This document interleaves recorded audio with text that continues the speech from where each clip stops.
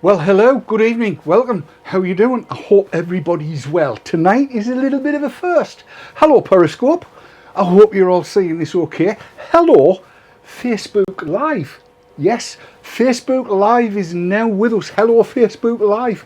I'm so pleased that you're seeing this. I hope you're seeing this. Are you seeing this? El Goblin 1 has just joined in on Periscope. That is for absolute sure. And I see that Facebook Live has it as well.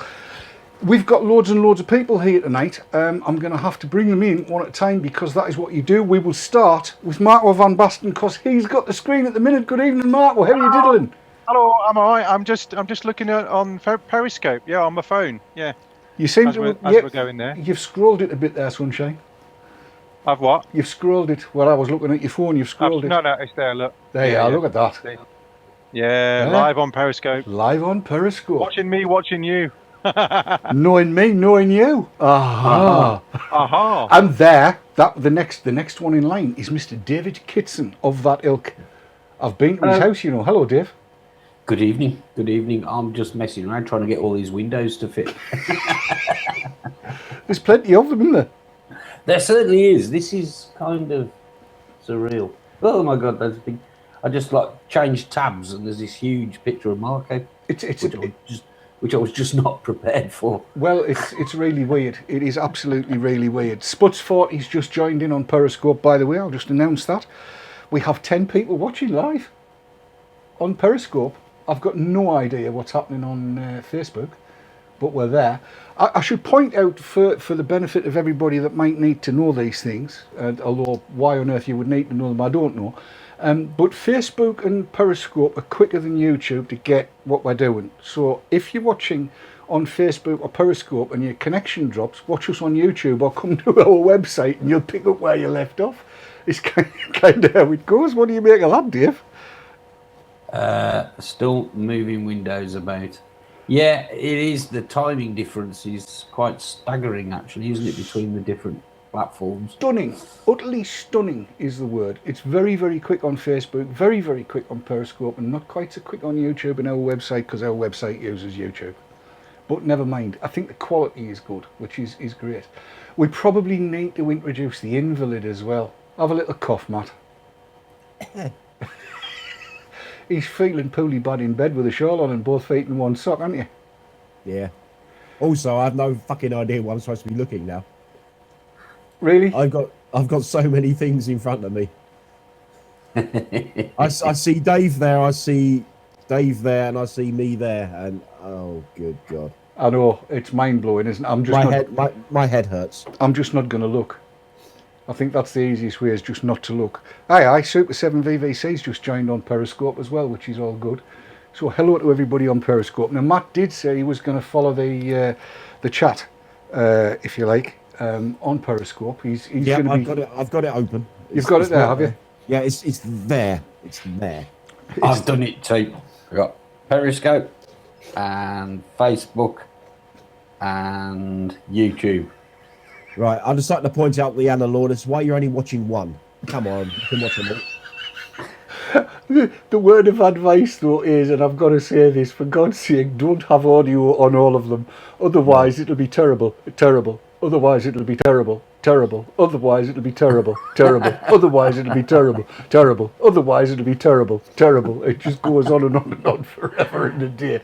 In fact, it's very much like the way the ants consistently try and screw e-cigs up. How's that for a seamless link? What have you been reading this week, Dave? Very little. I am struggling to hear you, actually. You are? Yeah. Say something. Something.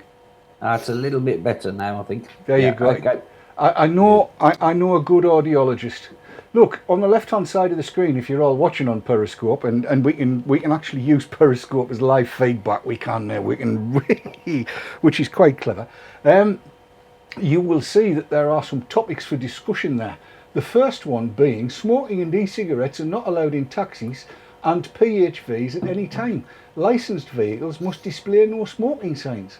This is from Transport for, I wanted to say Transfart there, Transport for London. And this is all to do with the the taxi stuff. So let's hit Dave Kitson first, because you're a well-travelled man. What do you make of that? Well, I saw this appear on Twitter earlier. I think it was Lorian of NNA who retweeted it or responded to it, and I asked them the question, didn't she? You know, what grounds have you got for this?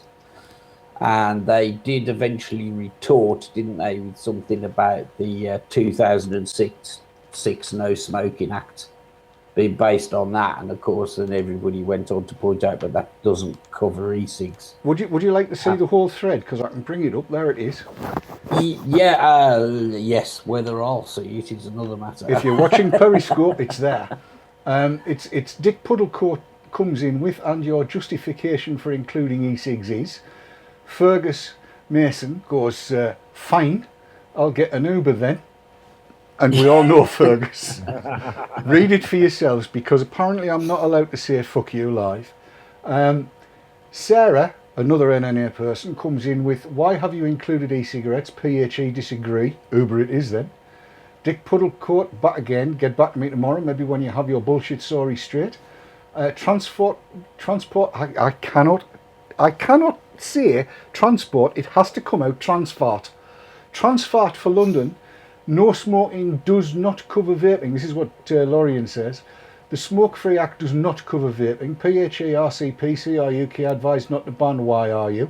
And so it goes. If I keep scrolling it up there, you know, I dived in, as you do, and said, oh, not London. Another reason not to go there for me. I mean, you know, come on, bottom line. See, I go down to London quite a lot, as I think most people know. I'm up and down there like a horse draws. Up and down on the train, let the train take the strain. And when I get there, it's just me, but I don't like the tube. And I honestly believe if we were intended to move through holes in the ground, would all be worms. So, a bit claustrophobic. Some of us are.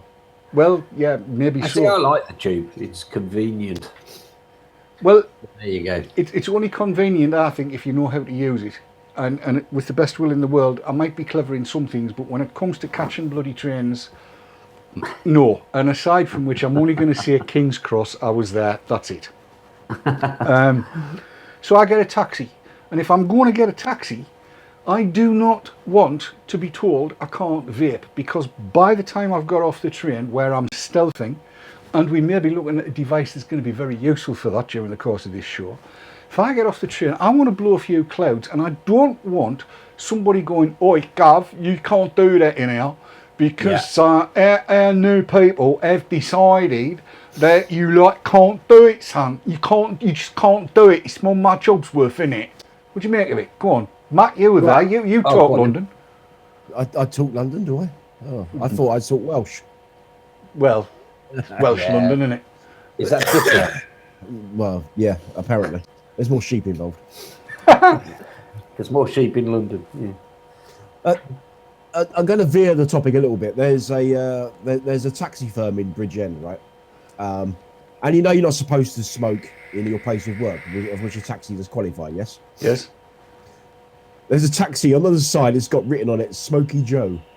Because that is obviously the driver's nickname. And he's constantly got a fucking fag on the go.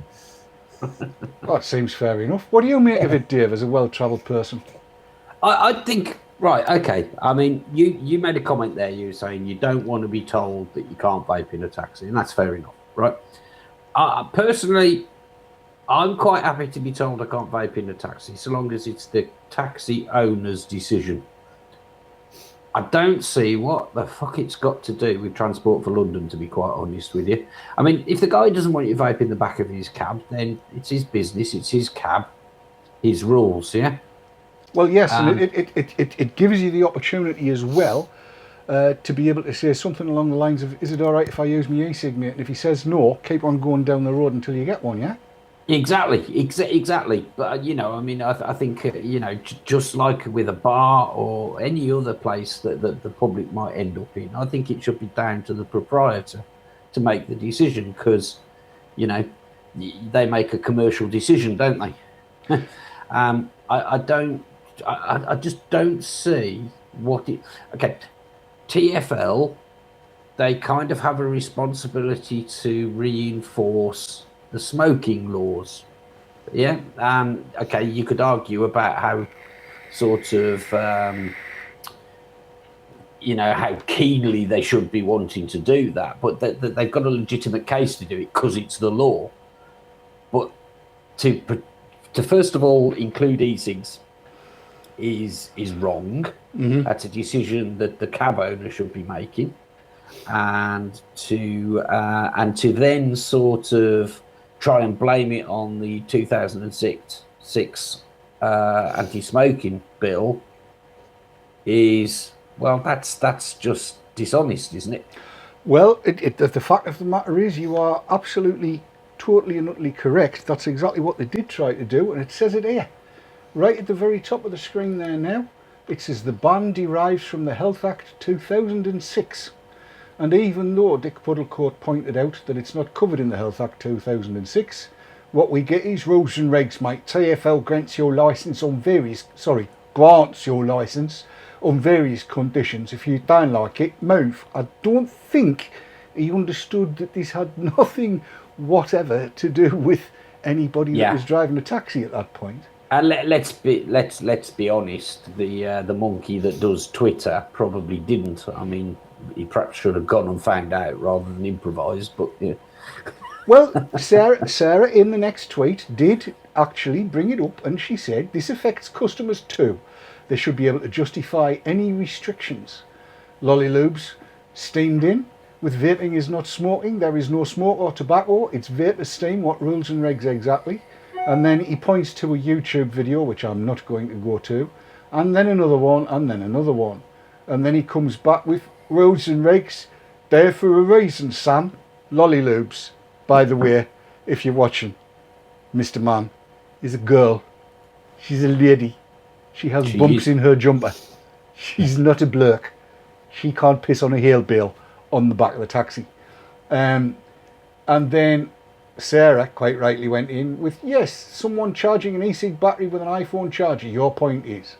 And she'd still want to know what the reason is. Now we get from High Court taxi enforcement, they are dangerous. Health and safety, TfL said so.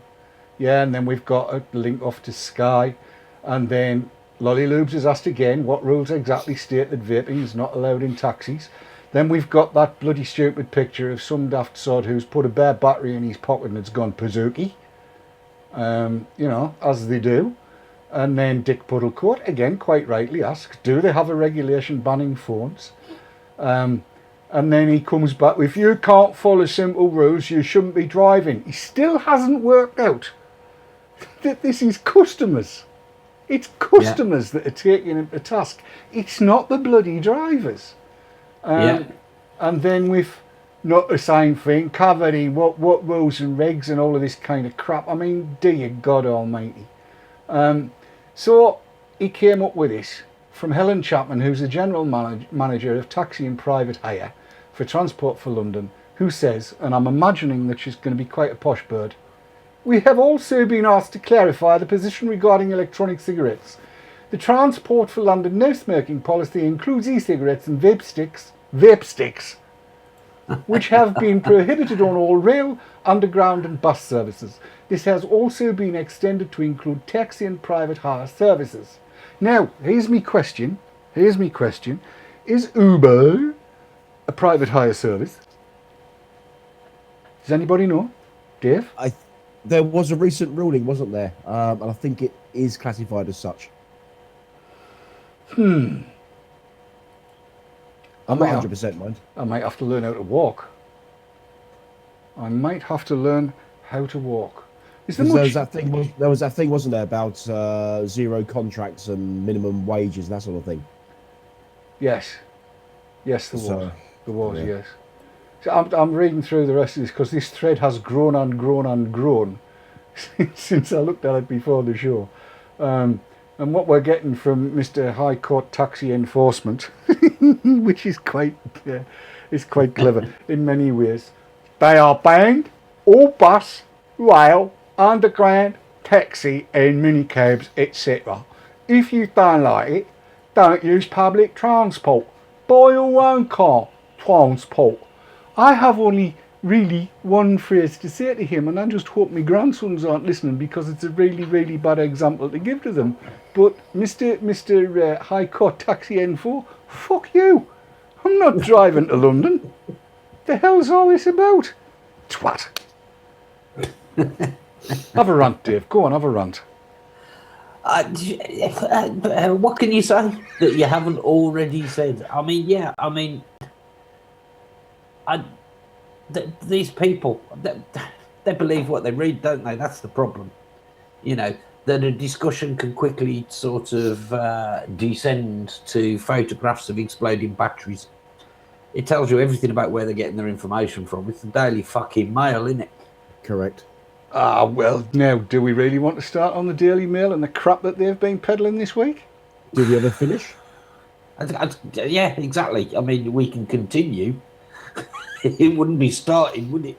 Well, that's true. That's true. It wouldn't be starting. But for anybody that doesn't know, now, the one thing I will say, the big ask that I have for everybody is do not click on the Daily Mail site to read this. They are employing what is now known, I have discovered today, as social headlines. That is now the term for what we used to know as clickbait, right? Social headlines. The Daily Mail uses social headlines, and the idea is to get you to click. And when you click, they are going to make money because advertisements will be displayed at you. So please do not click on this. Suffice it to say, what has happened with the Daily Mail is some outfit in Sweden, and I'm not going to name them because they don't deserve the credence or the oxygen of publicity, managed to cobble together all of the shite from all of the studies that have already been debunked, and they're now saying that 10 puffs off an e-cig, 10 puffs off an e-cig will give you COPD, heart failure, make your dick drop off, your nipples will turn yellow, and you'll end up looking like Marco van Basten, who's now on screen. That can't be true, can it, Marco? I wondered why they'd gone a funny colour. That's really strange. I'll tell you what, it explains a lot.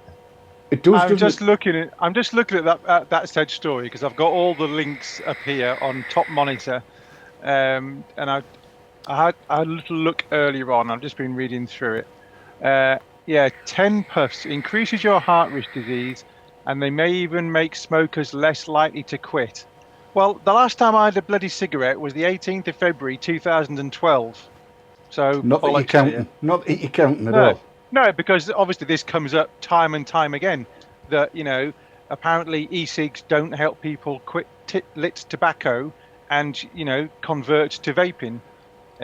So all of us who are most of the viewers, 99.9% of people watching this on Periscope, on Facebook, on YouTube, on our webpage, are in exactly the same position where they do not use lit tobacco, they use vaping instruments to get their nicotine pleasure.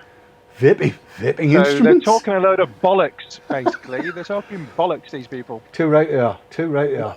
I almost said fucking bollocks, but I never swear, as you know. No. Ed West has commented with his assessment of them, a bunch of fart knockers. If I just may make an observation that maybe they're just treading up more bullshit after the Lego sponsorship deal fell through. Yes, yeah, that's got a sting, hasn't it? Isn't Daily it? Mail is a fucking rag, honestly. I mean, have they printed anything remotely accurate ever? You might as well read the blooming Sunday Sport, the Daily Sport, than read the Daily Mail. Yeah, at least you know that's a joke. Yeah, Aye. the only good thing about the Mail is the weekend magazine on a Saturday for the TV. In the old days, I've not bought the Daily Mail for years, but I used to get on a Saturday for that particular That's reason. what the Radio Times was for, wasn't it? Yeah, I never used the Radio Times. But there you go. Well, to be fair to Marco, he's a Yorkshire lad. You wouldn't get the Radio Times. It was printed on glossy paper. No, glossy paper's not good. Not in the outhouse. You used to go to the library to see the Radio Times, didn't you? You mate? needed the broadsheets for that. TV quick reviewer, was it?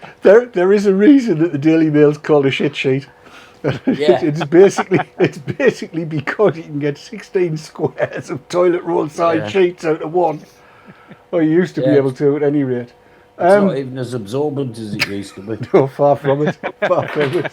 I can tell you, that's I can it's tell full you of for a shit certain already. fact, I would not wipe my ass with that fucking paper. Right, look, Graham Clarkson, any relation to Jeremy? Graham Clarkson's just asked, just out of interest, is there any e-liquid out there that does not produce a visible vapour? I remember one. Can somebody remind me? Oh, Christ, Yeah, oh, I forget its name, but it wasn't good. It was entirely PG, wasn't it? That's why. That's how it managed Jack it. Vapor produced one called Yeah. Stealth Juice, didn't they? I tried it, and it kind of worked, but like it's there's a definite trade-off. Like Matt says, it's all PG, and the thing is that you get the flavour and everything's carried in the vapor. So if you minimise the vapor, it's just not such a nice experience, is it? Mm. But I tried it on a plane, and it worked. It worked.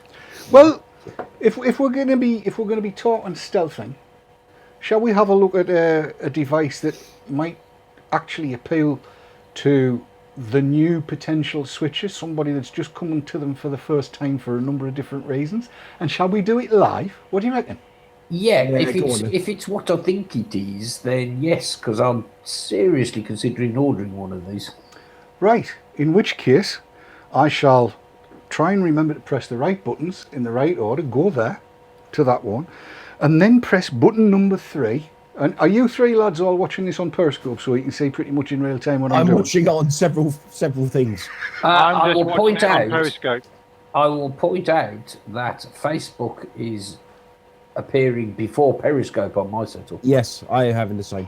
Right, well, whichever one gives you the best view first, that's all we need to know. So any questions, yell them out. Right, because it's this. What's your favourite colour? Purple. Thank you. I'll check next one out when I think of it. Okay, well, you can tell by the colour of my shirt, Dave. It's purple. Now then, here it is in its box as it came from Grey Haze. Grey Haze sent me this one, and there it is. And even by the box, you may gather what it's going to look at, like when we get the lid off. So let's get the lid off. This is live. I've got to say this is live because Facebook requires us, believe it or not, to let people know when we're playing in pre-recorded stuff. This is live, right? And I would prove it if I had a watch on, but I haven't. So right, let's just, I'm going to try and do a mat here, but in half the time. No, you can't possibly do me in half the time. Well, I'll try. There's the device. Let's put that to one side, and let's show you what else you get in the box. We'll pull this little thingy out that was in. There is, as you might expect, a charging lead. I'll show you why. And you get 2 atomizers, tanks, effectively, in there. And there's the usual bump. You don't really need to read much. Let me show you through it. Put that box Did that out. say funny bridge on it? No, it says Fumytech. Right. Hang on, I shall put the box so that you can read it. There you are, Fumytech. It looked like funny bridge from here. No, it's Fumytech in red and white and black. I thought it was the new Intel that Funny Bridge, says CPU. Fumytridge. No. On the bit inside the box you unfolded. The bit inside. Yeah. Bottom. Right. On the inner, at the bottom of the box. Yes, there it is. I've put it up. It's Fumytridge. Fumytridge instead of cartridge. It's a Fumytridge. Stony Bridge. Fumytridge. Yeah. Right. Let me show you how this all comes together. Now, anybody that's ever smoked for any length of time and has possibly ridden a motorbike, driven a decent car, gone fishing, done anything out in the outdoors kind of line is almost certain to have had a Zippo. Listen. Yes. But it differs from a Zippo in the following. 1, there is a micro USB port there, and that's for charging the internal battery. There is a button on the top, which if I press it, you will see lights up white. That's because there's power in it. And then there is this, which is a mouthpiece, which extends. Watch, I shall extend it. Where's my Viagra? Woohoo! There you go. Extends like that. And you're probably thinking to yourself, well, all right, where's the other holes? There isn't any. There's no other holes until you do this. You unscrew that mouthpiece. It comes out. It has a little seal on the bottom. And then your Fumytech comes out. That's... I've just dropped the box. And the Fumytech is pretty much what you might expect of a CE4. If I unscrew it, you will see it's pretty much CE4 alike. Coil is built into it, you can't change it, so you've got to buy new ones. And you fill it from the bottom. And then when you screw it back together, again, he said, having dripped juice all over the place because I'm brilliant at doing that, you will see that there are, around the base of it, if I can get them visible, and you can see the black getting bigger now, there's air holes. They're there. So what I've done, because I am aware that Leanna Lawless is watching this. Oh, she doesn't like it, by the way. Does she not? No. Why doesn't she like it? What she said? Because it says Fumer in it, and that's German for smoking, and she doesn't like that. Well, here's the big thing. Oh, hang on. No. Rauchen is German for smoking. Yes, there it we go. is. Loudly, you've been corrected. Let's carry on. No, carry on, because this is a conversation that I want to come back to, and I need you to have it. What? Rauchen is German for smoking. Because do you know how I know that? How? Because using my e-cig on the platform, on the S-Bahn, nicht rauchen. I'm not fucking rauchen, piss off. Well, quite. Quite. Conversations. But let's go back to the device in question, like so. A number of things I like about this is before I even try it, but just taking account of somebody wandering in who is already a smoker and uses a Zippo lighter, what are they going to think when they see it? They're going to take a look at that, and what does it say to them? Dave, you're fiddling with one, aren't you? I am. Well, you I should keep a Zippo. It's got no fuel in it, but I'll keep a Zippo on my desk. Well, as a smoker, if you were to wander into somewhere and somebody said you want to try one of them e-cigs, and you wandered in and you saw a whole load of different coloured e-zipes, which is, I don't know how you're supposed to pronounce it, but if you saw a whole load of different coloured ones of those, maybe brass, maybe with a horse on top, what would you think? I think it looks really cool. It looks like something you know, doesn't it? It does. It looks like a Zippo. It looks like a Zippo, it looks like something you know, it looks like something that you might actually want to be tempted to go and pick up and give a try. And when you do that, the following occurs. You'll be told by wherever it is you go to buy it to pull up the little mouthpiece, he said, looking to make sure that it's on the right camera. And you'd be told to press the button, and I've set this for mouth to lung.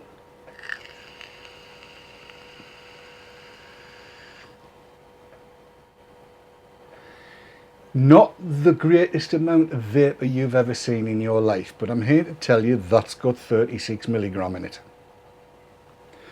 I have another Fumytech cartridge that's got 12 milligram in it with some flavouring. This is flavourless 36, and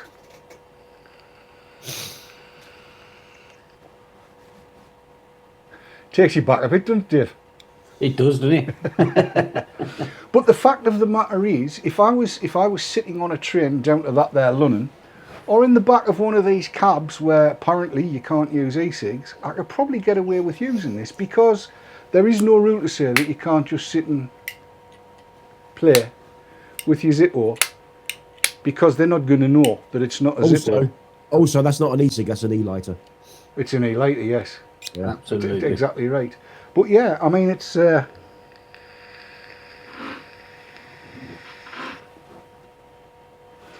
tad airy, and at that I can semi-lung it, I suppose, which is fine. That's fine.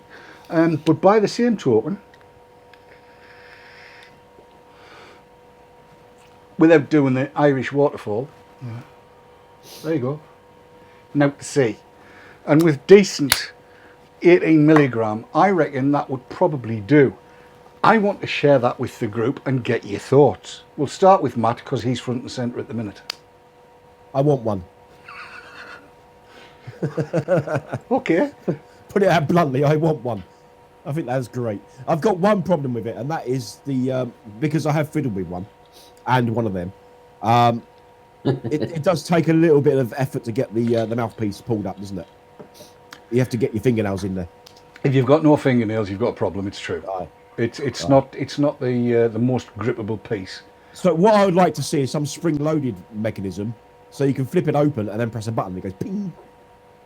That would be That's good. what I'd like. Yeah, that would be good. I could live with that. I mean, I love the form factor. It's just, it takes me back.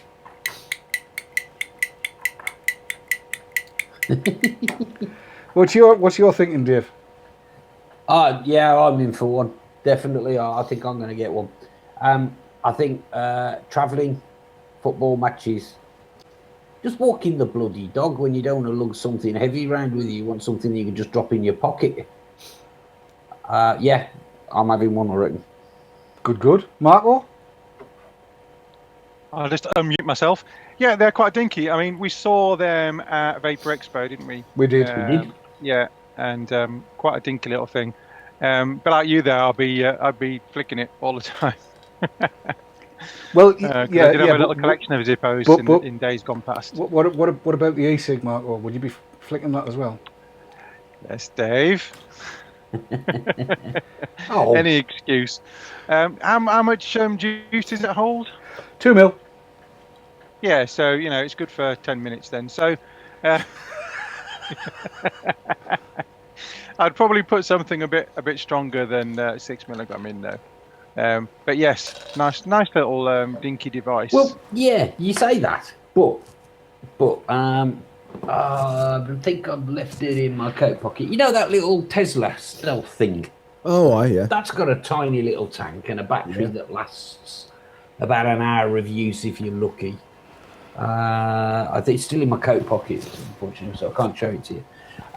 And you say I'll put stronger juice in it or stuff like that. I don't, but I only take it with me like for a 2-hour flight. You'll be fine. I was about to say, Dave, it's quite telling that it's in your coat pocket. So use it when you take the dog for a walk and that sort of thing. Exactly. If you're only going to be, you're only going to need it for an hour or two, then just take what you like. And I'm using the same 6 milligram juice in that as I do in this big thing.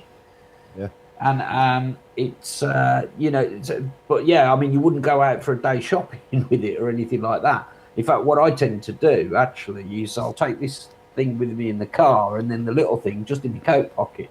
So because if you're going shopping, you'll only be out of the car and wanting to vape. An hour's use is going to be plenty. If you just go and do a bit of shopping. I've got to admit that mine, this one, it lives in me man bag. Yeah. And I'm not ashamed to say I've got a man bag. I'm cosmopolitan enough to be able to admit that without any major problems. I don't have a problem with that. No, just a second. I object and I'm offended by the term man bag. Why? Because that in itself is sexually discriminant, and I'm going to my safe place now. Well, Dave, you need to raise your hand. Raise your hand. Who, me? No. Dave Kinson, who was offended, needs to raise his hand first. Yeah. So we can single you out.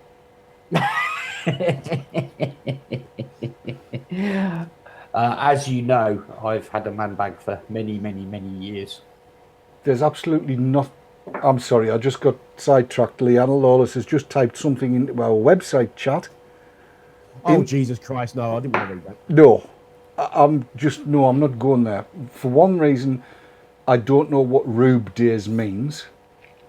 But then, by the same... Unfortunately, I know what the other word means. Yeah, it's just if we do ask the question of why she sucked a dildo, she's going to bloody answer, and I don't want to know. You've done it now, haven't you? You see, you've done it. You mentioned it. You Is that while she was sat there stroking her pussy? No, don't go there. Don't go there. Fucking what I'm now. There's a lot of people been Googling Fumytech e-cigs UK. Is there?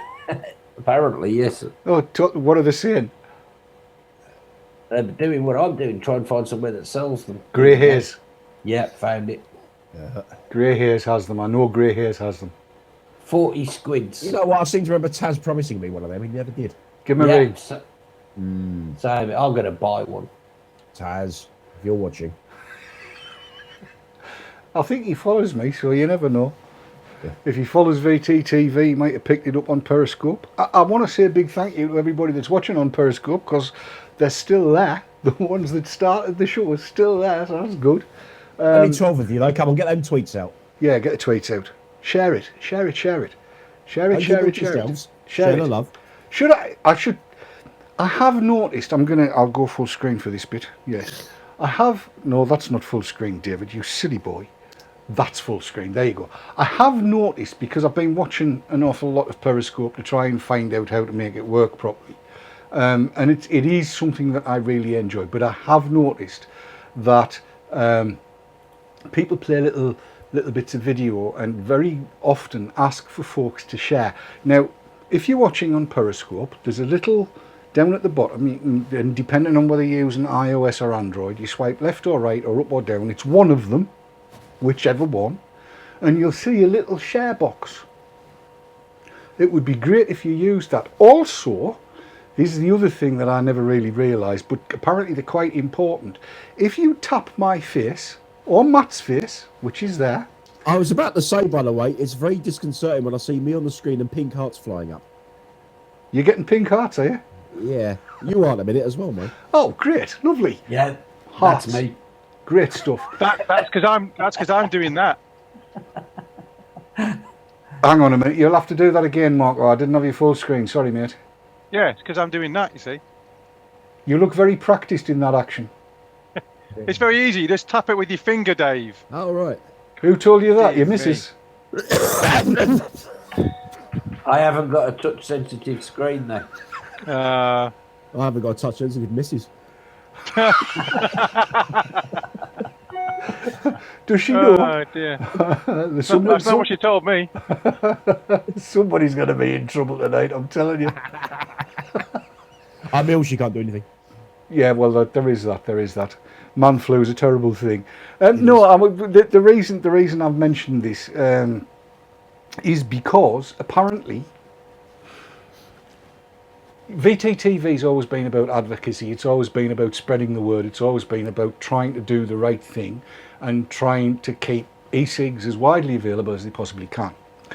Now, what I have discovered is that Periscope has this thing called the VIP Awards. And it's nothing to do with Vapors in Power, but it's everything to do with the tools to spread the word more widely. And if you achieve bronze, silver or gold in these things, then you get spread more widely, which may or may not be a good thing, but I suspect is a good thing as far as spreading the word about vaping is concerned. So the more views we get live, the more hearts we get, the higher up this VIP thing we can go when we apply for it in a month or so's time. So yes, please share, get people to come and have a look. They may not like it and that's fine, but get them to come and have a look. Get them to leave a few hearts and get them to share as well, because if the word goes out worldwide, we could end up having views in the tens and hundreds of thousands, as many people do, and it would be great if that occurred, because it can only do e-cigs good. So if you're watching on Periscope, there's the thing there. If you're watching on Facebook, please, this is the first time we've done this on Facebook, and I see we've got pretty good views. Do share it. Let people know it's there. It's going to be there on video on demand, as it will be on Periscope and on YouTube. But please do share it. Let everybody know. Let's see if we can't build a massive community to get the word out everywhere it needs to be. Because few of us are blocked on Facebook like we are on Twitter. I just thought I'd point that out. So there you go. Yes. Just don't. Just don't what? I got blocked on Twitter today by Ash Wales. Really? Was today? Oh, that's that squeaky voice. Must have been fairly recent, yeah. Somebody pointed out to me that I did accuse them of not having a clue between them. But that was in 2015. So, but they've only recently blocked me. Well, they've only recently got a clue then, haven't they? So bollocks to them. They don't think they've ever tweeted anything I agreed with anyway, so. It's. I've got to playing devil's advocate, and in their defence, they're not normally blockmeisters. Yeah, exactly. Which is why I'm a bit surprised. I probably got the blame for something you did. Dave, we look nothing alike. I don't know. You both called Dave and both got a beard. Yes, but look at the hair colour. I'm extinguished. He isn't. Yeah, I've got hair. All right. Fuck you, Kitson. Well, anyway, That was while you were uncalled doing for. that, I was ordering a Fumytech e-cigs Have you ordered one? and one of the tanks and a load of coils. Good man. I know it looks like I'm sucking my thumb, but if it's going to get us into a London taxi so I don't have to use the tube, I don't give a tuppenny toss. It actually, I'm very, very tempted, I've got to say this, I am very, very tempted to take one in my car up to Scotland with 2 child safety seats fitted in the back. Does anybody know why? Something that Well, with smoking with children. Might be the new law that's passed in Scotland this week. It's now currently out there. Matt, you were throwing your voice there for a while. Now you're on It's a now. bit like Q. It's a bit like QI, Dave. It is a bit like QI, yes, yes. Only I'm nothing like Sandy Toxvig. What'd you have to say to get a klaxon? I don't know. I hadn't worked that out. I hadn't even thought of that until he mentioned it. And I don't speak Danish anyway. The only Danish thing I know is bacon. No, it was actually to do with this, the middle one on the screen that's on there now that says mission creep, slippery slope, bans debaters, it'll be you next if they don't like what you enjoy. Be sure of that. And this is a reference to Scotty land, the land of the sweaty socks, as some people call it, Scotland, that has this week enacted its law on smoking in cars with children present. The thing is, of course, it won't stop there, will it, Marco? No, probably not. Because currently, I've looked at the legislation this afternoon, and currently, vaping is not part of that. They make the smoking reference specifically to do with lit tobacco. So whether or not they're going to say, well, hold on a minute, you know, we're going to call vaping related kit tobacco as well, and can I shoehorn it in? Who knows? Well, I think to some degree it's going to depend on, I'm going to call them activists up in Scotland, and we all know to whom I refer. And I like to hold the buggers to account because I can quite easily see one Sheila Duffy, who heads up Ash Scotland, opining in that Cadbury's caramel voice of hers that, well, you know, it's quite difficult to tell the difference between vapour and smoke. So perhaps it might be better if we were to exclude... Stop it, Matt. Might be better... I know you like it. Stop it. It might be better if we were to exclude that too. You know, that Cadbury's caramel voice that she's got. I can just imagine the buggers getting it shoehorned in within the next year or two. What do you reckon, Dave? Oh, it's odds on, isn't it? It's like we've got this expression about the thin end of the wedge, you know, and I think the fat end of the wedge, when we get there and we're comfortably on the way, right, there's going to be nothing to enjoy in life, frankly. You know, once they've had all our sugar and coffee and nicotine and everything, you know, what's the bloody point? Well, you'll end up looking like Matt does now. Look at him. Yeah, very blue in the face. Yeah, I mean, that's a clear case of nicotine abstinence to me. It looks very much like it. Well, look at the timbre, the tone, his skin tone. Look at it. He's blue. Sepia springs to mind. You know we're only taking the piss because we love you, Matt. Yeah, okay. Carry on. Yeah. I don't mind. See, now you look normal. Oh, sorry, yes, just missing the vital element there, weren't we? Just a bit. Just a touch. There we go. Oh dear. Now, I've got to say, and I've got to be honest about this, Matt did say before the show that he probably wasn't going to say an awful lot tonight because he was feeling poorly bad in bed with a shawl on, and both feet in one sock, waiting for a doctor to come and rub his chest with Vic, but apparently Victoria can't make it tonight, so he's going to have to rub something himself. That's just the way it goes. Don't use the Vic, Matt. It burns. It burns too hard.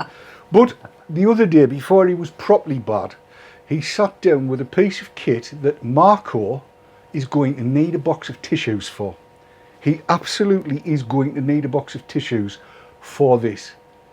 Possibly because Matt's nose is runny, but I don't think that's the real reason. Hello. I'm not well, but I shall soldier on and provide things for you to look at. This week I've got an absolutely batshit mental mod. It's many things. It's not just a mod. And I've also got the iJoy Combo RDTA. It's all sitting here. There's a clue. That's why it's mad. Let's see if I can get my fevered brain around this, shall we? And yeah, let's crack on. Okay then, let's start with these things here. Turn that right way around. We've got two items here we're looking at, as I've already said. So we got the Sifu B tab and the Combo RDTA. Let's open up the Sifu B tab first. I mean, this is just batshit mental. Comes in box, you know, with stuff. Inside the box we get some instructions, which for once you kind of want to actually read, because this thing does lots. We get a limited warranty card. We get the device itself. Also in here, we get some other bits. We get cables, crocodile clip cut cables. Now, this is not for attaching to your nipples, as you might think. No, I've not tried it. You get two sets. I'm not entirely sure what the difference is. To be honest, they all seem to be much of a muchness. So let's just put one set on one side. Let's dump it on the floor with everything else, Matt. Yeah, that'll do. So there's the B tab. Now, the reason I say this is batshit mental, atomizer thingamajig there, atomizer thingamajig here, or 510 adapter, female. And then you've got these two posts here for these chappies. So what I'm going to do, I'm going to get myself a bit of wire, which I really should have done ahead of time, shouldn't I? Let's just find a piece of wire. I'm bound to have some on my desk here somewhere, because I am a vapor and bits of wire are sort of commonplace in the vapor's desk. Here we are. Here's part of a Clapton coil. Not ideal. So the first thing I'm going to do, in fact, let's just give you a little tour of this first. Yes, I'm doing a tour. Here's the back of it. Now, this is quite interesting itself. You've got a magnetic. Actually, see what I'm doing. That's held on by magnets. Now, the base of this is reversible.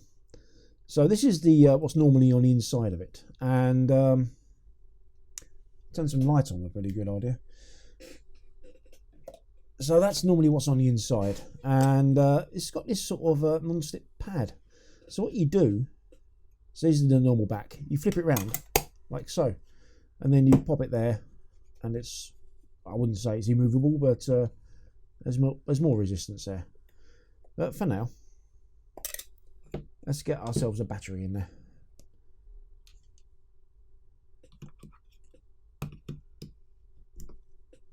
There we go.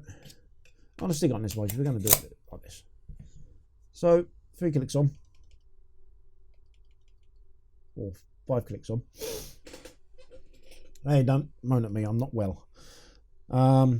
This works like a normal mod would work. Now, this is the first time I've ever actually used these clips, I've got to be honest. So I will presume positive is on the left.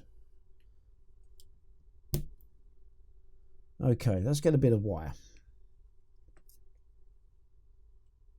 Dink. So obviously I'm going to be measuring the resistance between these 2 points. Oh, look at that, and it does as well. 0.77 ohms. If you can see that. It's rather good, isn't it? I like that. And then that just sort of disappears. Let's move it up a little bit.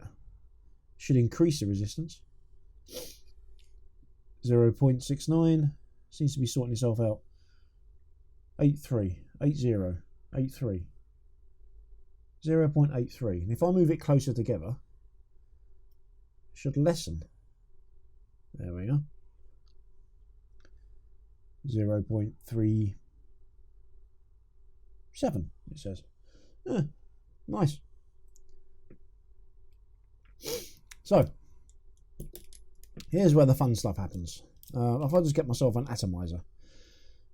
So we see there, this display here. Well, it's not going to say anything at the moment. But I don't know if you can make it out. Just below the wattage there is a little symbol. That means that the actual vaping 510 is active. But if I screw this on here,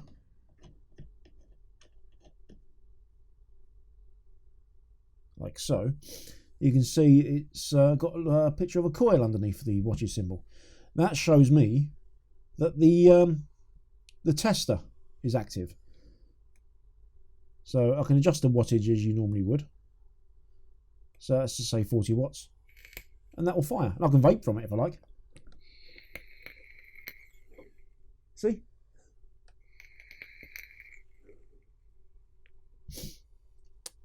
Or if I just swap it over here.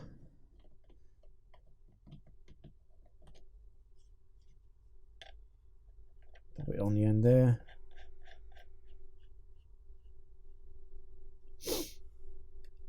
You can see that the little vaping symbol. You'll notice as well, I set the testing one to 40 watts, and now this is at 60. So if I move this over to the testing one again,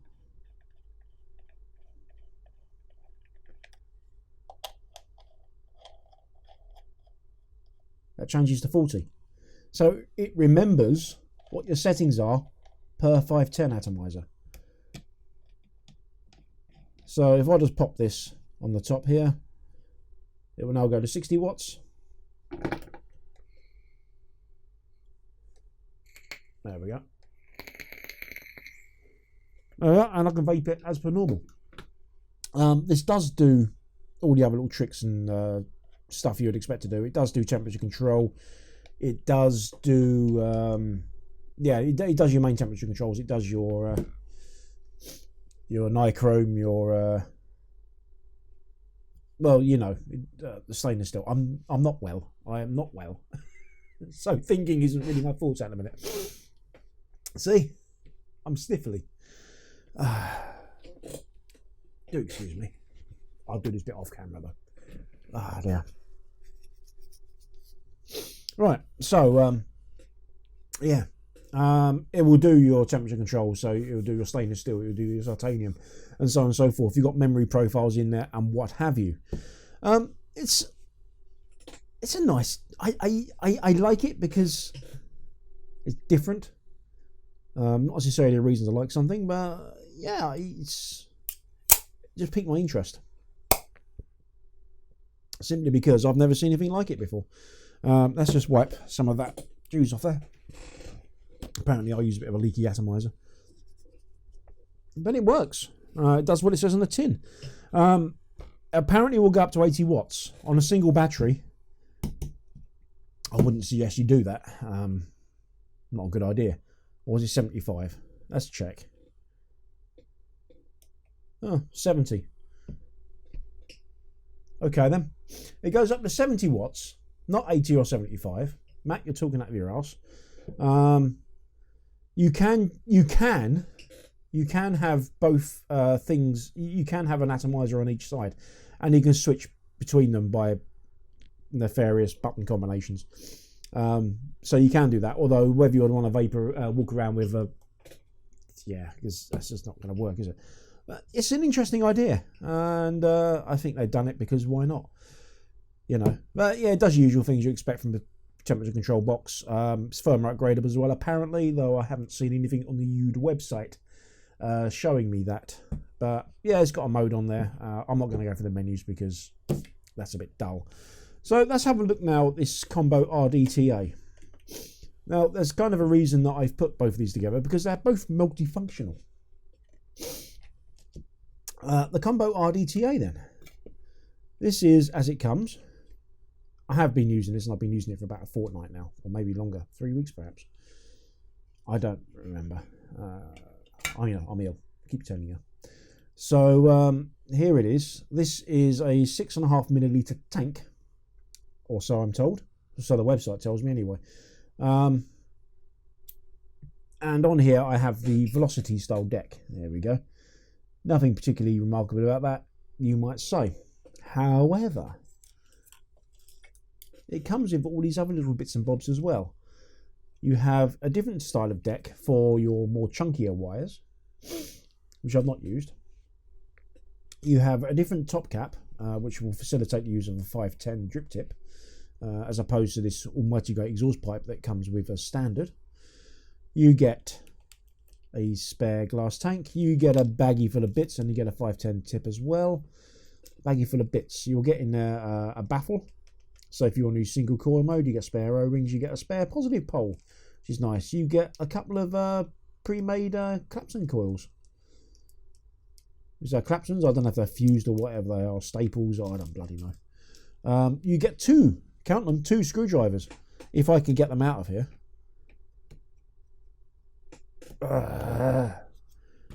Pliers solve everything. Right.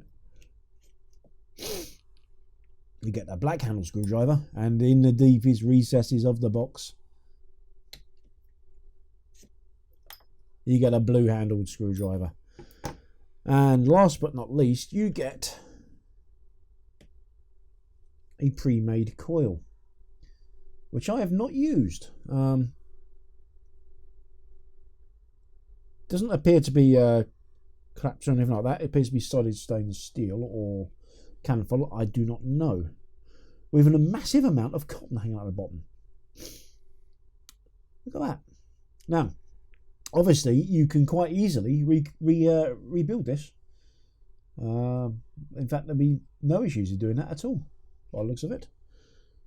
It appears to have a ceramic deck on there. Or it could be... let's just give it a poke. No, that feels like ceramic on there. I don't know if you can make it out, but you see that white sort of circle? That feels like a ceramic deck to me, which was always traditionally quite good at retaining heat. So your atom manipulator would heat up quicker. So there we go. You know, I'm going to give this a go, because I've held off using this, simply because it's the only one I had and I couldn't be asked to rebuild it. But yeah, there's 2 multi-great air holes in there and whatever. So you can use this in many different configurations. If you get yourself a driver of screws of the flathead variety, undo the center, the positive pin, you pop that out. You can then unscrew this part like so, and that comes off as well. So what we got here then, you'll notice these are threaded, so these actually thread directly onto this this piece here.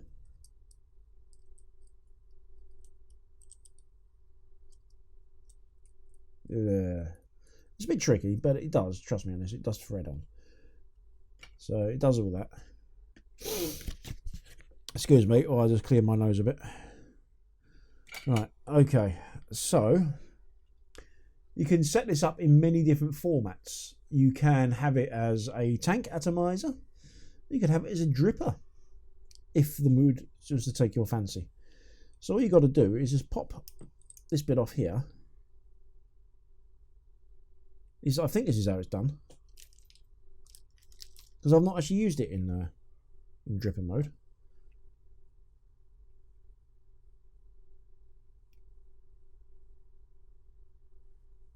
I would assume that just unscrews, but apparently it doesn't. Well, that doesn't go on like that. So I don't know how this is supposed to work, actually. I've got to be honest. Because that would be a dripper there, but I need something on the base, don't I? How does that work? I'm not entirely sure it does. Hang on. There'll be a cut here while I just read the manual. I have read the manual, and the actual base for the to turn it into a dripper is not included. It's a separate base. So we'll work with what we got. I'm going to use, I have been using it with a velocity style, but I'm going to use this.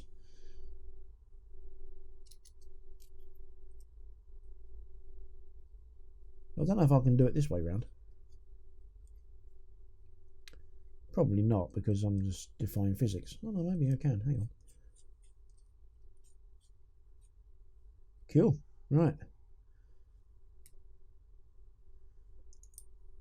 Excuse me. Remember I said I wasn't well. I'm not well. Okay. So what we need to do is make sure that this is all nice and clear from around here. I don't know whether it's worth... no, this should work.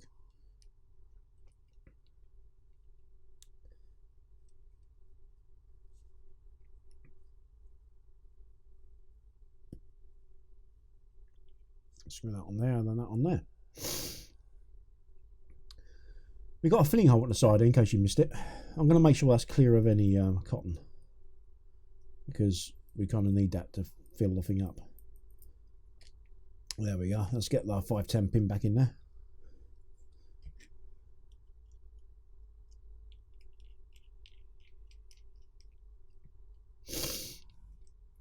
What I'm going to do, I'm going to get this on the Sifu B tab, and just to see if it is reading the resistance.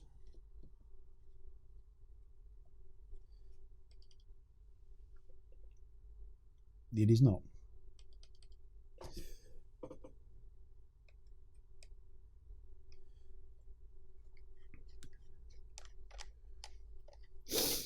Which could be down to me and my stupidity, which it generally is. Let's get that pin out of there.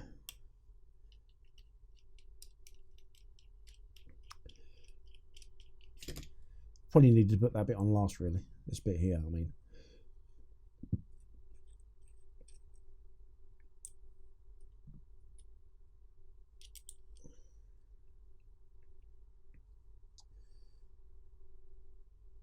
This is a bit on the fiddly side because he got all this. He got a shitload of cotton on there, which is kind of why I wanted to put it on. Well, I'm convinced that you put it on afterwards. Oh, I know what I mean. Let's just do that.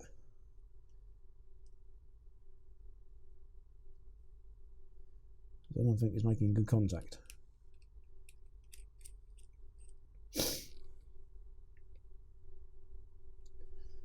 Ah, dear. 510 pin.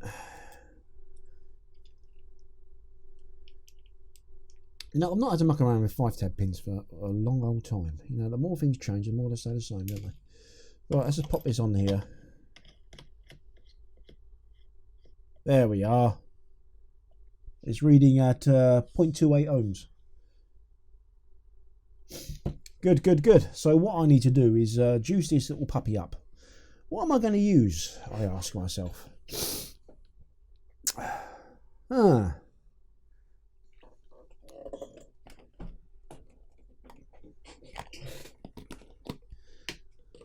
What shall I use? I shall use...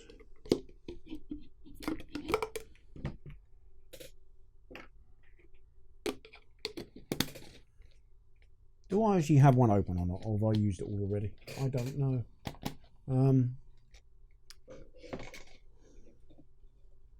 I should use this stuff anyway. Freshly opened bottle of My Man. So let's just juice this up and test fire it.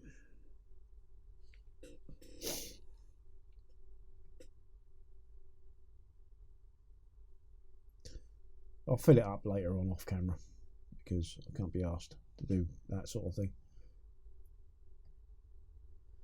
So this is going to be test firing at 40 watts as we've determined.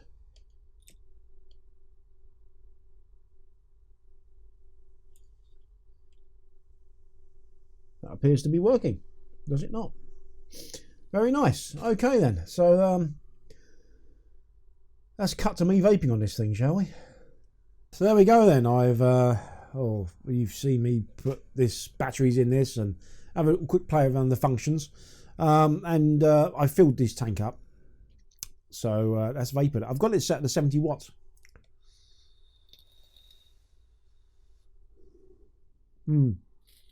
Something that's flashed up on the screen now. I don't know what that was.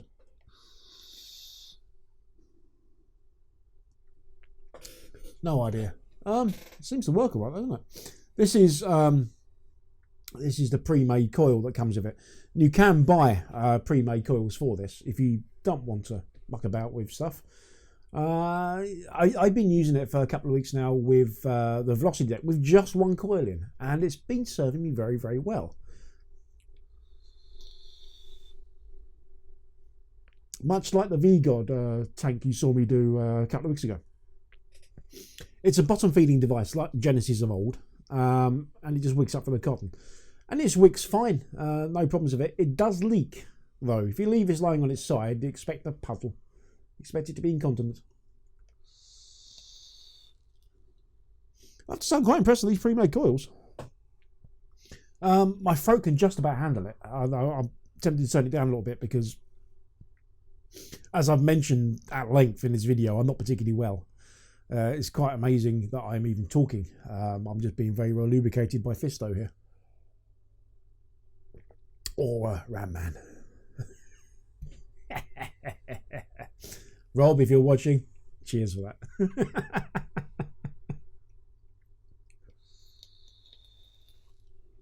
Yeah.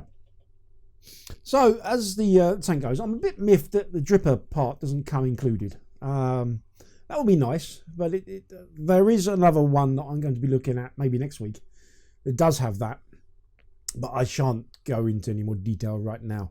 But it works quite nicely. I mean, if I'm honest, I wouldn't use a dripper part of it anyway. I don't tend to use drippers outside of showing them on videos. I sit at home and I sit indoors and I like to have a tank because I'm a lazy bastard. Last thing I want to do is keep refilling a dripper every 5 fucking seconds. So I don't tend to bother with them. So it would be wasted anyway, and I'm not going to get the dripper part. Let's talk about the mod. The battery life is pretty poor if you're using it at higher wattage, simply because it's got one battery cell thing majig in it. So it's not ideal. But it works. It does what it's supposed to do. It's supposed to allow you to test and burn stuff. That's what tab is, apparently. Test and burn. The little crocodile clips work. I've not tried to put them on my nipples before anyone in chat has actually mentioned that. You probably have, haven't you? You've probably said, have you put them on your nipples? Because I mentioned it earlier. No, I haven't. And, yeah, it seems to work quite nicely. It's not the prettiest looking mod, let's be honest about it. It's utilitarian as opposed to pretty. This does appear to be made out of aluminium, by the way. I neglected to mention that. It's pretty light. But it works. If you want to go any higher than 70 watts, then look elsewhere. But if you want something that doubles up as a building platform as well, yeah, it's not bad. It does what it's supposed to do. It does all, as I said, it does all the temperature control stuff. You can charge it via USB. It's got a USB port on there. I didn't show you. Well, you probably saw it. But that's pretty much a given these days, isn't it? Ventilation, that sort of stuff. It's all there. It works. One thing, actually, it does have an add-on, which I don't have this mod. UD, for that is how you pronounce UD. UD. They have an automated coil jig. Very curious to get my hands on it. It seems to be on a 510 connector. And what you do is you put your length of wire in it, and it will automatically make you a Clapton coil. You just press a button and it just powers itself. I want to get my hands on one. So if you're watching this, send me one now. Otherwise, I'm going to have to buy one, aren't I? Yeah, I know. So that's something I'm quite curious about, because making your own Clapton coils is, and if you can do it easily, is a nice little feature. Anyway, that's enough of looking at my mug. I may or may not be on the show tonight. If I am, you've already seen me. I intend to be. But we shall see how this cold of mine holds up, because I'm not particularly well. More lubricant.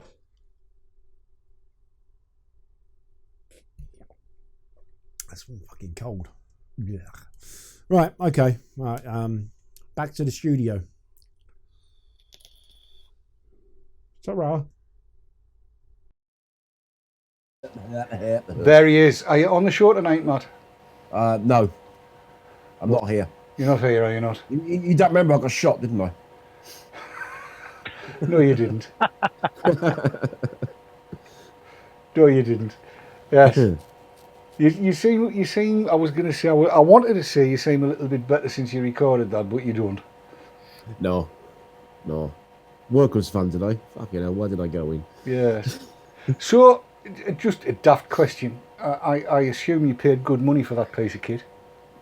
Well, I paid some money, yes. Would you buy it again? Right. The sole reason I picked it up is because it's different and unique. And I don't like to look at the same old. If I was buying it without the view of doing some VT on it, I've got no use for a tab at all. I've got to be honest. I'm going to pose the question to Marco. Does it interest you, Marco? That particular mod, not in the slightest. Okay. In a short answer. I mean, I'm not finished. I'm sorry. I've got me tab 521. Yeah, you are. Shut up, you. I've got me tab 521. You know, with my call master thing, and that does for me. I don't particularly need one to be with me around and about. I can see dust and crap from your pocket getting into those connections and stuff. It's not something that I'd pick up, to be fair. Right. Okay, chaps. In this here show, who remembers us being at Vapor Expo and a certain Yorkshireman whinging like buggery because he didn't have his tab with him to make coils for a particular device he picked up? Yeah. Let me think. Nah, sorry, it's gone. No, what I didn't have was my screwdrivers. Oh, get lost. Everybody's got a blue screwdriver. No, I'd left my screwdrivers at home and I had to go and borrow a screwdriver. You didn't just have a word of Mr. Kidson, who's always got a screwdriver with him. No, he I've wasn't. got one in my hand right now. There we are, see? Messing with my little spinner thing. He's got his spinner in one hand, his screwdriver in the other. Speaking of which, Dave, I had an email from a vaping shop today selling those things. The whole vaping thing and the EDC, the everyday carry community, seem to be overlapping a lot at the moment. And there's a lot of e-cig mod makers now making these things. I'm going to have another question to the panel, and Dave already knows this, I already asked him. 60ml juice bottles are no longer allowed to be bought in, are they? You can sell existing stock, yes? It's right. The way it stands, since whenever it was, 20th of November, 21st of November, anything produced prior to that date and in the channel can continue to be sold through, but they're not supposed to produce anything further as of now. That's the way it is. That's the way it stands at the moment. Right. So my question is, why did I get an email today saying these new flavours available in 60ml bottles soon? Well, because I suspect that wherever that email came from, and I think it's a good idea not to mention the name of the company. No, not going to. If they are UK based, which we both know they are, they are observing what I would call civil disobedience, and basically saying the TPD and the TRPR as a result of the TPD is bad law, and sensible people should disobey bad laws. And I don't mind that. What I do mind, however, is the fact that a certain Well, let's do the full story. Let's do the full story. And everybody here is on the show tonight will remember all of this. Donkey's ages ago, the TPD was passed into law in the EU and had to be approximated, i.e. put into law by all of the member states. As it currently stands, I think 12 member states have not implemented the TPD, or are very late, or have not implemented it fully, such that in Germany, for instance, they have taken the view, quite rightly in my opinion, that there is nothing in the TPD that says something like that, a TFV8, would not be legal under the TPD, because the TPD does not explicitly state that an empty tank has got to be less than 2 mils. It says a pre-filled tank has got to be 2 mils or less, and an e-cig, a lookalike, has got to be 2 mils or less, but it doesn't say anything about an empty tank. So there's all kinds of different implementations going around the place. However, we have what we have in the UK. And when all this came around, I, amongst many other people, was talking to the Department of Health, was talking to the MHRA, was talking to all kinds of folks. And we said, all right, fine, we know that it's there, but it's senseless, it's crap, we don't really want it, it would be best if it was just ignored. And what we got was an implicit nod that said, well, yeah, don't expect any enforcement. And then when the whole thing went through the Lords, which we all remember, the Lords all said, hence the title of the show, that Italian enforcement would be the order of the day. And that basically means is, yeah, we know it's there, but we're not bothered. Now what's happened is that one of the associations, one of the trade associations, has decided to write every bloody MP and get the MPs to press for full enforcement of the law. And I suspect, Matt, that the company that you're talking about has said, well, we're going with the Italian enforcement thing. Nobody wants 10 mil bottles. We're going to put 60 mils out there. And in actual fact, if there is no success in this writing campaign to MPs, nobody is going to say a word. But no, one of the trade associations has decided that they want to see full enforcement. Now, I'm fairly sure we've all got views on that, but I know, Mr. Kitson, you've spoken on this on a number of occasions, so I'd like to come to you first. What do you make of it? Well, yeah. I'd be rather sort of... I'd be of the opinion that whoever sent you that email doesn't know that they can't do it, to be honest with you. Because, I think if you've been... if you're one of the bigger players, or if you're heavily involved in social media or something, then you'll know about the regulations that are coming. I'm pretty sure that a lot of people are just oblivious still. The whole idea of this Italian style enforcement, I take with a pinch of salt personally. I think that if people are grassing people up, then we'll see people taking action. That's what I think. It has to be said, there's a lot of vendors have got a lot invested in the TPD and becoming compliant, and it would not shock me at all. It would appall me, but it wouldn't actually shock me if they started grassing up people who were selling 60 ml bottles. Well, I've got to be honest and say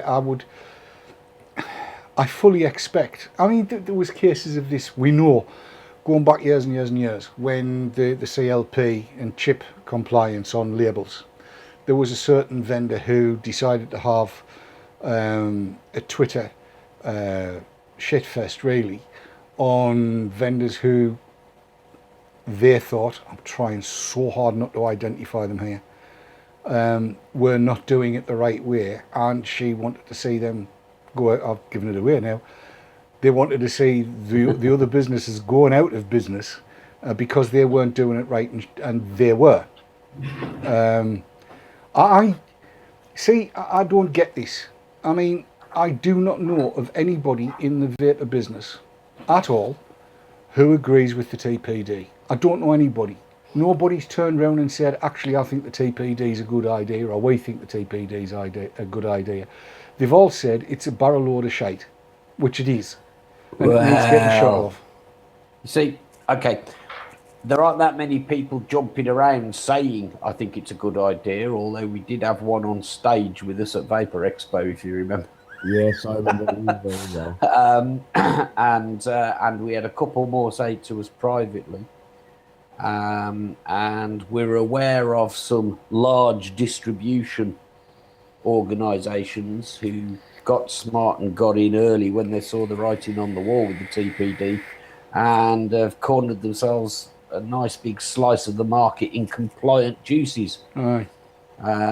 You know, because the reality is that most brick and mortar shops that you go into within the next 12 months will all be selling exactly the same stuff with a different label on it.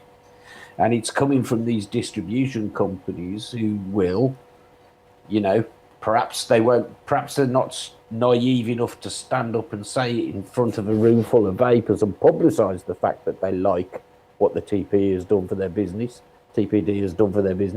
But privately they'll admit it. And you know, I think sometimes when we started doing this show, there was definitely a vaping community. But I'm afraid, you know, that the reality these days is that the community is a very small percentage of the market. Those of us that stay in touch on social media and watch shows like this, go to meets, we're very much the minority now. The vast majority of vapors don't know anything about the history or community, or you know, or the fact that some of these big companies have really stuffed them up the arse. But that's the truth, and you know, I would say that it was totally in character for some of these big distributors to go after people who aren't compliant to ensure that they keep their share. Well, like I say, a lot of people spent a lot of time working with, for sure, with a lot, with you know, and I'm not going to name any names and stuff like that. But Vaping McVapeface has just clattered into chat, and I thank you for this.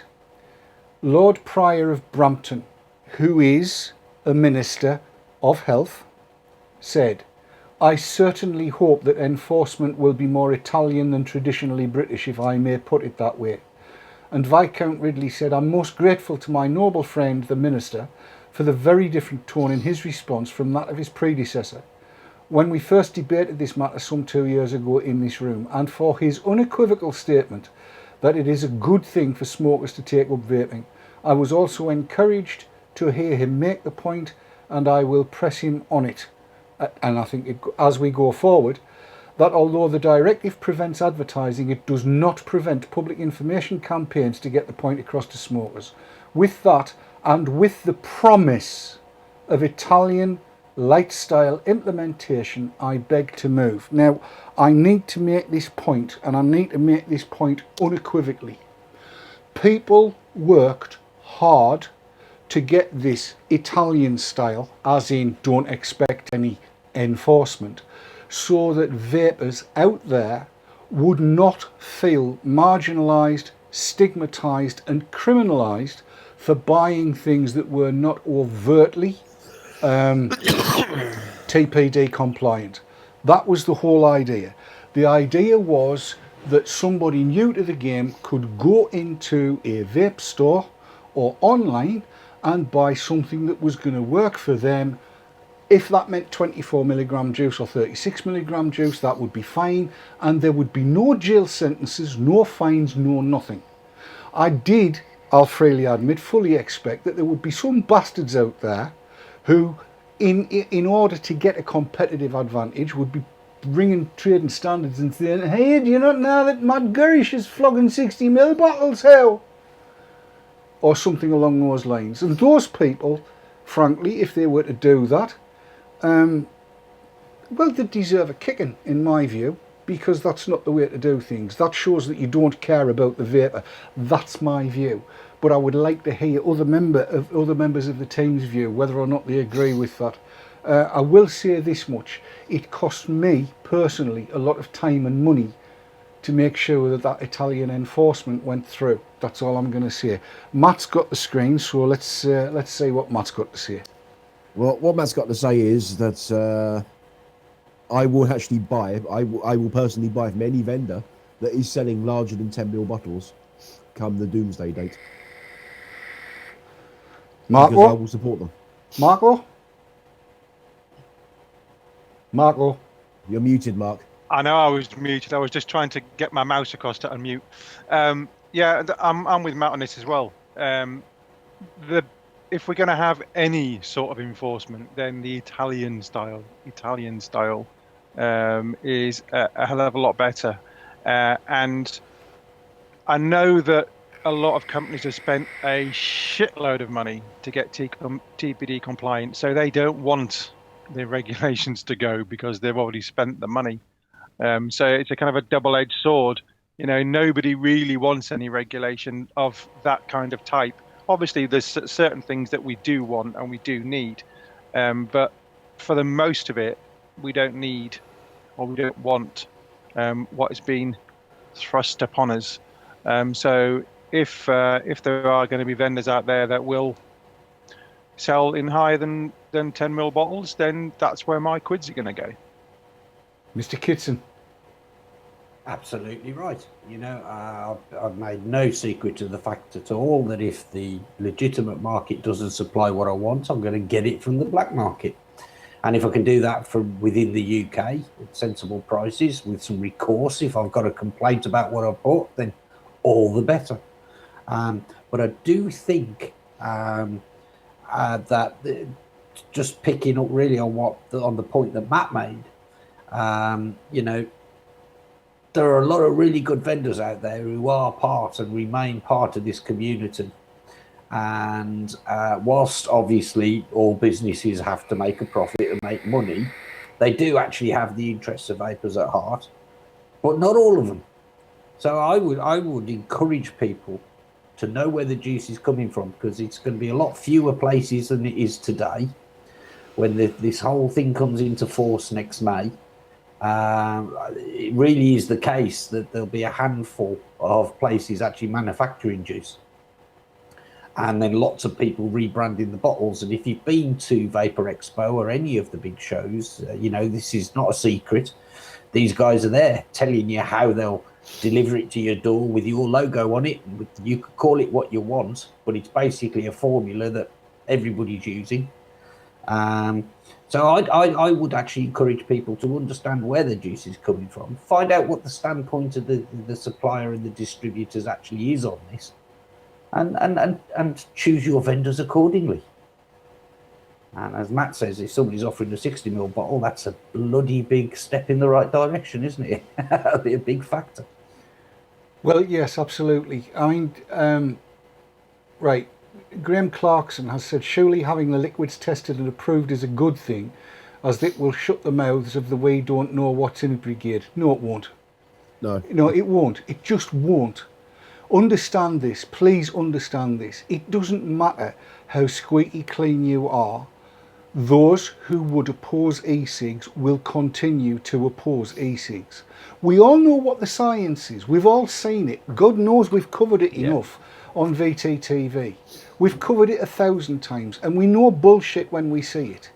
And really, the fact that everybody's compliant with the TPD, if that were to be the case, will not alter things one iota. If you think that Martin McKee is going to shut his big fat bubblegum stuffed mouth about e-cigs just because everybody's TPD compliant, then frankly, I want to smoke some of what you were smoking and drink some of what you were drinking, because he bloody won't. That's the bottom line. Let's be honest, those clowns in Brussels that started all this off will very much consider what we've seen so far to be the first step. Yes. And there's no end of McKees and clowns. Well, actually, that's not a fair statement. There are fewer clowns out there at the moment trying to persuade them that they need to, to be even tighter on e-cigs. But there are still a few out there, and some of them still seem to have the ear of the people who make the rules. But don't ever think that they've finished. This is just the first step as far as the legislation makers are concerned. I spoke to somebody in Brussels when first we were getting involved with all of this. And Sav and I had gone through, together with a whole host of other people, and we were visiting MEPs and talking with them. And one of them sat me down and said, look, understand this. You think, win this particular battle. And that would be great, if you win this particular battle.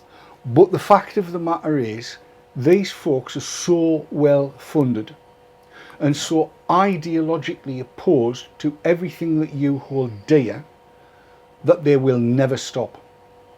It might take 10 years more from where we were then, so that's another 8 years from now, to get to the point where a UK government backs you 100%. But that will not stop those who would oppose e-cigs. They will still carry on and carry on and carry on, and they'll still keep coming up with their bullshit data and their bullshit studies and their bullshit conclusions. They will never stop. It doesn't matter how much you get into law, they will never stop. So why the hell should we kowtow to any of it now? Just my thoughts on it. Matt, what do you think? I couldn't agree more, to be honest with you, Dave. And let's face it, I mean, the vaping side of the argument has been squeaky clean and above board all the way through. And if I'm being honest, I think that's been our disadvantage, because the other lot haven't been playing by the rules, have they? Well, they certainly haven't been playing by Hoyle, have they? No. I mean, bottom line on all of this, all the way through, whenever we've done anything, our cards have been on the table, face up for everybody to see. That lot have snuck around behind closed doors, doing dodgy deals left, right and centre. They've got a shitload of money to fight us with, and that's what they continue to do. I don't want to get me wooden overcoat knowing that I failed. I really don't. Dave, your feelings? My feelings. I could summarise them just by repeating what I said before, really. I'm going to continue to do what I do. And if I can't do that on the legit market, I'll do it through the black market. It's that simple. Fuck them. Okay. Marco, final word on this from you? Yeah, well, basically I echo what everyone else has said, and especially what Dave's just said. If we can't get what we need legitimately, then there'll be a lot more avenues for us to procure what we want. But what I don't want to happen is for people to then start sourcing things from these avenues and for it not to be safe. That's the only thing that's going to come out of this. Is going to be so much more that's going to be available under the counter, grey imports, market, whatever you want to call it, under the counter. But you still have to make sure that it's safe. Well, right, look, I just want to bring up something that Andy Fielden's just said. Thing is, if you're a vendor with 100 flavours in 5 different strengths, can you risk to not comply? Think of the risk of the value of our stock. What if it does get seized? Let me again. People spoke with the Department of Health and with the Lords, and it was agreed that there would be effectively no enforcement. What do you want? You're not going to go to jail. It's not going to get seized. If there's Italian-style enforcement, nobody's going to do anything. Yeah, I totally understand where he's coming from. A throwaway comment, and that's all something like that. Somebody refers to it as Italian style. Come on, that's hardly definitive, is it? That's not going to stand up in a court if somebody's debating what they meant by that. We all know what that implied, but it's not in the legislation, is it? Just out of interest, what are the penalties? It depends. What we've been told, the information that we've got, is that the trading standards, if they went into somewhere and found them non-compliant, they would not be taking them to court. They would show them how to be compliant. But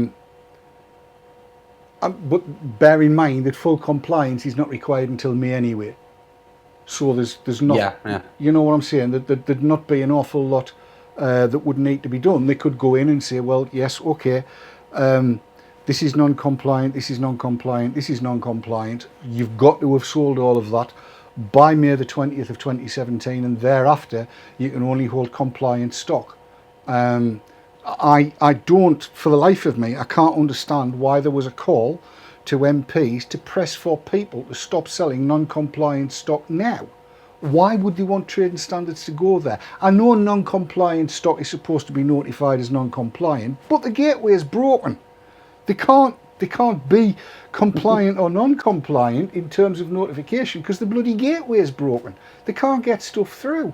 The MHRA is not going to check it anyway. It just...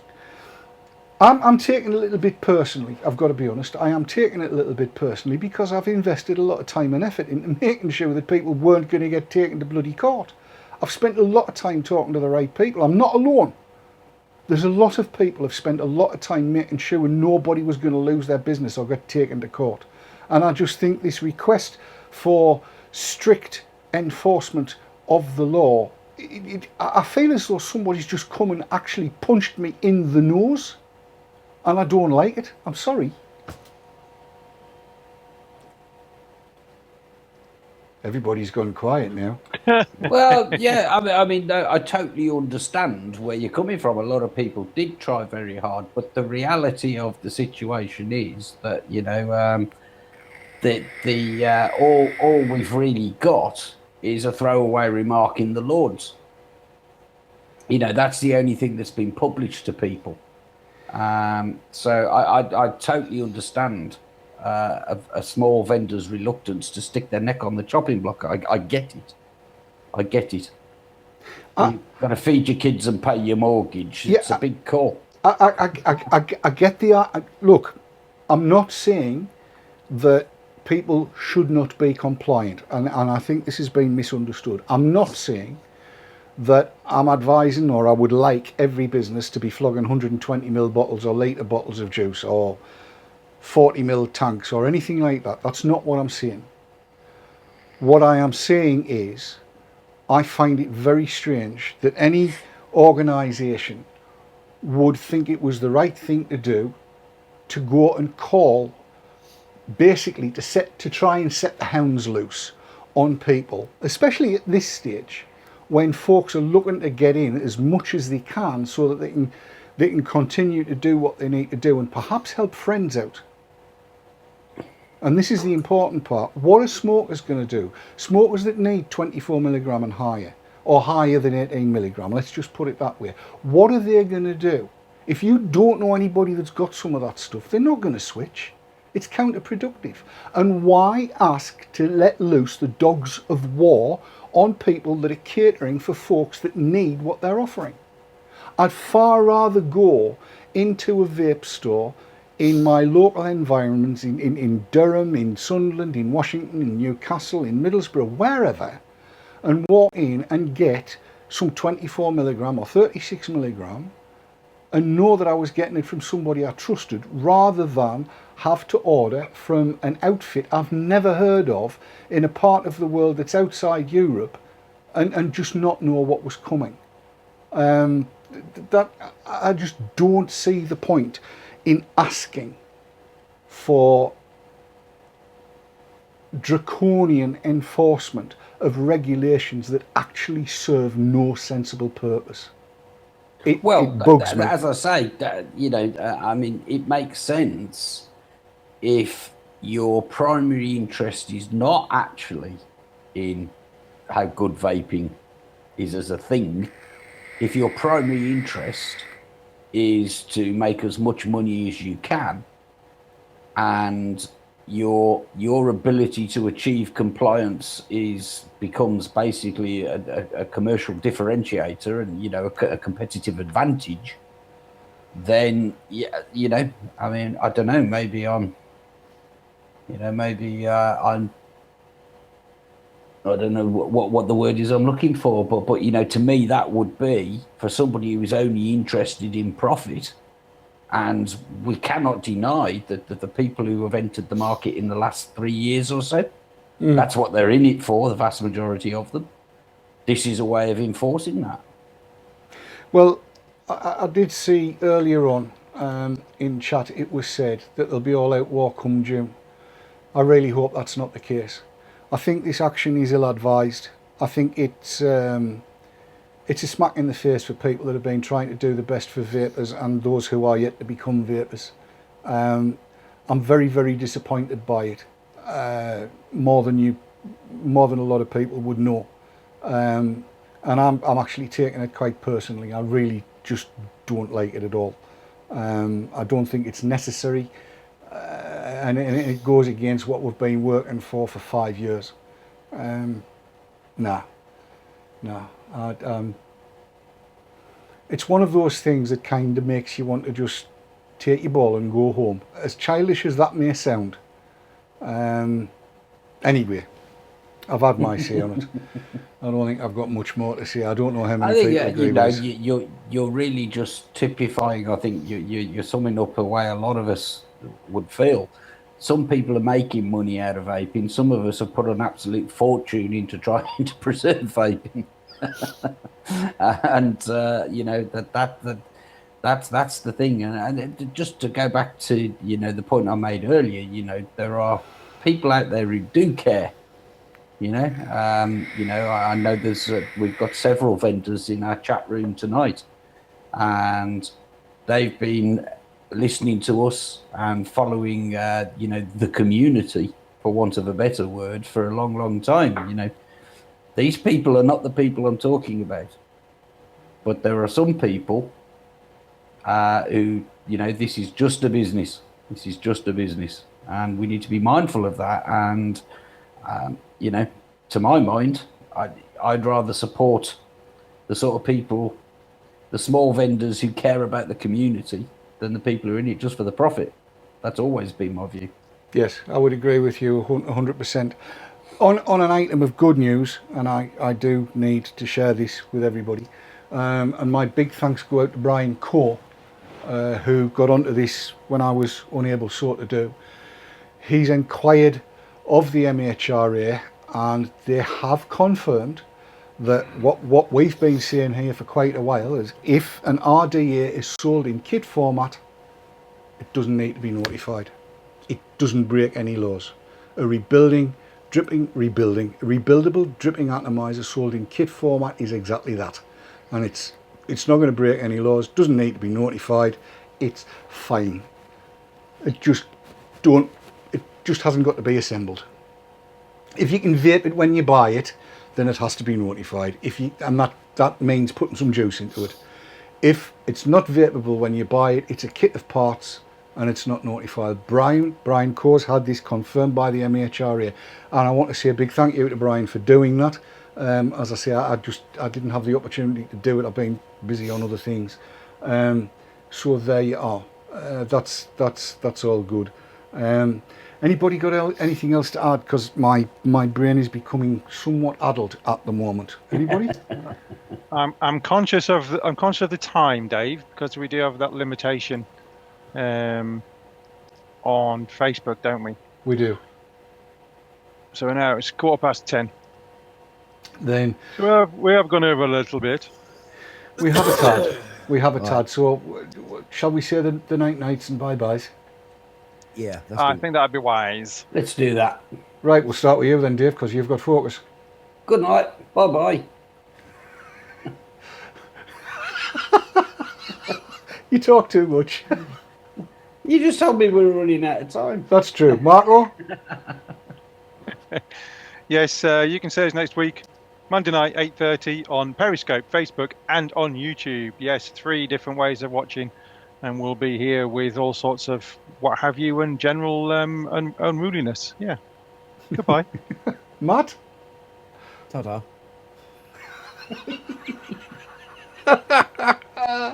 Well, that's it. That's the end of the show. It'll have been a little bit controversial in parts, and I've got no doubt whatever that I've lost some friends. But we just want to say to everybody, thank you very much for watching. Don't forget to share, tell all your friends, and all sorts of stuff like that. I shall go back to the two-shot so that anybody that does have anything to say can chime in.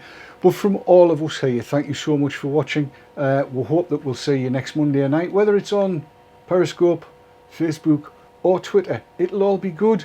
So please do Or share. YouTube. Or on our website. There's a thousand, there's just millions of ways to watch. The technology knows no bounds. Till we see you next time. Take care, everybody. Bye bye.